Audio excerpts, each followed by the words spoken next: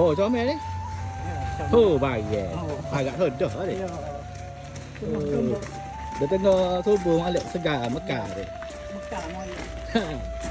Okey, siapa nak barang ni boleh pergi kedai saya di Kadak dah, insya-Allah. Lepas ni insya-Allah orang Tanah Merah pun kita akan ada cawangan di Tanah Merah pula lah, insya-Allah dah. Nanti kita kokoh masuk barang.